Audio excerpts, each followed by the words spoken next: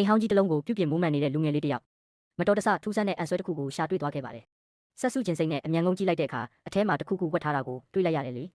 အပြင်ကိုဆွဲထုတ်ကြည့်လိုက်တော့နှစ်ပေါင်းရာနဲ့ချီတက်တန်းရှိနေပြီဖြစ်တဲ့မုံတက်တာဟောင်းလေးတစ်လုံးတက်တာထဲမှာယန္တနာတွေရှိနေမလားဆိုတဲ့မျှော်လင့်ချက်နဲ့ဖွင့်ကြည့်လိုက်တဲ့အခါမှာတော့မိချစ်တပူနိုင်တစ်လုံးနဲ့မိန်းကလေးငယ်တစ်ယောက်ရဲ့မင်္ဂလာဆောင်ဓာတ်ပုံတစ်ပုံကိုပဲတွေ့လိုက်ရပါတယ်ဓာတ်ပုံတွေကမိန်းကလေးကိုကြည့်ရင်ငါသူ့ကိုဘယ်မှာမြင်ဘူးပါလိမ့်လို့စဉ်းစားနေတော့မှာပဲရုတ်တရက်တိုင်ဖုန်းမုန်တိုင်းတတိပေးချက်အတန်ကြီးညီဟဲလာပါတော့တယ်ညီကိုနှစ်ယောက်ဟာပစ္စည်းတွေကိုအိမ်ထဲအမြန်တယ်ပြီးတင်းပေါက်တွေကိုပိတ်ဆို့ဖို့ပြင်ဆင်ကြပါတယ်အပြင်မှာတော့မိုးသက်လေပြင်းတွေနဲ့အတူကောင်းကင်ကြီးတစ်ခုလုံးမှောင်တိကျသွားပြီးလျှက်စီးတွေလက်လာပါပြီရှောင်းတယောက်မြေအောက်ခန်းထဲကလျှက်စစ်မိန်ခလုတ်စီအပြေးလွှာသွားလိုက်တဲ့အချိန်အဲ့ဒီခလုတ်ကိုထိလိုက်တာနဲ့သူဟာအဆုံးမရှိတဲ့6နှစ်ကြီးတဲ့ကိုပြုတ်ကျသွားတယ်လို့ခံစားလိုက်ရပါတယ်ပြင်းထန်တဲ့နာကျင်မှုတွေနဲ့အတူမြေပြင်ပေါ်မှာသူ့လူလိမ့်နေမိပါတယ်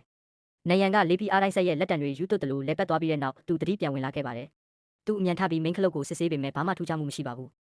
ဒါပေမဲ့ဂျက်ကိုတွားရှာတဲ့အချိန်မှာတော့မြင်လိုက်ရတဲ့မြင်ကွင်းကြောင့်သူမြင့်တက်သွားရပါတယ်စောစောကအလွတ်ကြီးဖြစ်နေတဲ့အိမ်ကြီးဟာအခုတော့လုံးဝကိုပြောင်းလဲသွားပါပြီရှောင်းတယောက်ကိုမျက်စိကိုယ်တော်မယုံနိုင်အောင်ဖြစ်နေတော့မှာပဲအမျိုးသမီးတယောက်ရဲ့တချင်းဆိုတန်ကိုကြားလိုက်ရပါတယ်အတန်လာရာစီတွားကြည့်လိုက်တော့ပီယာနိုတီးရင်တချင်းဆိုနေတဲ့အမျိုးသမီးတယောက်ရှောင်းကိုမြင်မြင်ချင်းပဲအဲ့ဒီအမျိုးသမီးဟာခုခံကာကွယ်တဲ့အနေနဲ့ပန်းအိုးတစ်လုံးကိုကောက်ကင်ပြီးထွက်လိုက်ပါတယ်အဲ့ဒီအခါကျမှရှောင်းတိလိုက်တာကဒီအမျိုးသမီးဟာသူစောစောကတွေ့ခဲ့တဲ့မင်္ဂလာဆောင်တပ်ပုံတွေကမိန်းကလေးဖြစ်နေတာပါရှောင်းကအကျိုးအကြောင်းရှင်းပြဖို့ကြိုးစားပေမဲ့စကားတွေကထင်ငေါ်နေပါတယ်သူချက်ကိုရှာဖို့အပေါ်ထက်ကိုပြေးတက်သွားပေမဲ့10 စက္ကန့်တောင်မပြည့်ခင်မှာပဲအဲ့ဒီအမျိုးသမီးကတနက်တလက်နဲ့သူ့နောက်ကိုလိုက်လာပါတော့တယ်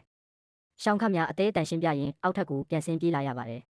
အဲ့ဒီအချိန်မှာပဲအပြင်မှာမြင်းရထားတစီစိုက်လာတာကိုမြင်လိုက်တဲ့အမျိုးသမီးဟာမေမေပြန်လာပြီးဆိုပြီးထိတ်ထိတ်လန့်လန့်နဲ့ရှောင်းကိုနောက်ဖေးတကားကနေအပြင်ကိုတွန်းထုတ်လိုက်ပါတယ်အပြင်ရောက်သွားတဲ့ရှောင်းဟာလမ်းမပေါ်ကမြင်းရထားတွေနဲ့ရှုံးပွဲထူထပ်တဲ့မြို့ကလေးကိုကြည့်ပြီးကြောင်အန်းသွားပါတယ်ခင်မီကားတွေနေရာမှာမြင်းရထားတွေအစားထိုးဝင်ရောက်နေပြီးဘာတစ်ခုရဲ့ဆိုင်းပုံမှာ1919ခုနှစ်အရက်သားမြစ်ပိတ်ပင်ရေးကာလလို့ရေးထားတာကိုတွေ့လိုက်ရပါတယ်။တစ်ဖက်မှာလည်းအဲ့ဒီမိန်းကလေးဟာမြေအောက်ခန်းထဲကိုခိုးဝင်ပြီးသူမနှစ်သက်တဲ့တပြားဟောင်းလေးတွေကိုနားထောင်ဖို့ပြင်နေတော့မှပဲသူမအမေနဲ့တိုးပါတော့တယ်။သူမရဲ့ဗန်သမားတို့သားလောင်းကဒီလိုတချင်းမျိုးတွေကိုမကြိုက်တာကြောင့်အမေဖြစ်သူကတပြားတွေကိုတင်းယူဖို့လုပ်ပါတယ်။ဒီမြင်ကွင်းကိုမြင်သွားတဲ့ရှောင်းဟာအိမ်ထဲပြန်ဝင်လာပြီးသူမအမေရဲ့သားဖြစ်သူနဲ့ကြောင်းနေဖက်ပါလို့လိန်ပြောလိုက်ပါတယ်။အမေဖြစ်သူစိတ်ချလက်ချထွက်သွားပြီးနောက်ရှောင်းကတပြားတွေကိုသူမလက်ထဲပြန်ပေးလိုက်ပါတယ်သူမကကျေးဇူးတင်စကားပြောပေမဲ့ရှောင်းကတော့ဂရုမစိုက်နိုင်အားပဲပျောက်ဆုံးနေတဲ့လူကိုပဲရှာနေပါတယ်။သူမကဘာရှာနေတာလဲလို့မေးတဲ့အခါရှောင်းကသူဟာ2019ခုနှစ်ကလာတာပါလို့ဖွင့်ပြောလိုက်ပါတယ်။သူမကမယုံသလိုကြည့်နေတဲ့အခါရှောင်းဟာတက်တေပြဖို့ဖုန်းကိုထုတ်ဖို့လုပ်ပေမဲ့ဖုန်းကပျောက်နေပါတယ်။ကံကောင်းတာတစ်ခုကတော့